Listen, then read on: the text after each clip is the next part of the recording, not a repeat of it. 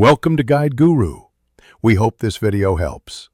You start by confirming the obvious but critical items. Enter your username and password slowly and watch caps lock and numlock. Once done, make sure your PC shows a network icon. Without network, a Microsoft account won't authenticate. If you have a local admin or a second Microsoft account, keep it ready for recovery. If you can't type, try an external keyboard. These checks save time before diving into deeper fixes. You'll use Windows Recovery Environment to isolate the issue. Once in WinRe, choose Troubleshoot, then Advanced Options, and open Startup Settings. Restart to see Safe Mode choices. Select Safe Mode or Safe Mode with networking to test sign-in without third-party drivers or services.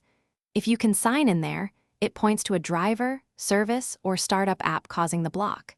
Make note of recent installs or updates. You'll uninstall them next to restore normal sign-in.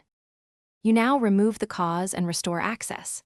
In Safe Mode, uninstall recently added drivers or apps via Device Manager and Settings.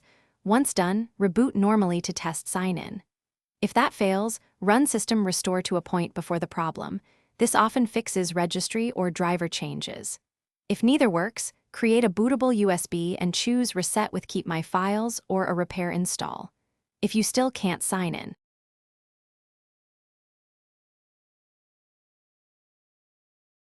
Thanks for watching. Consider subscribing if we helped you today.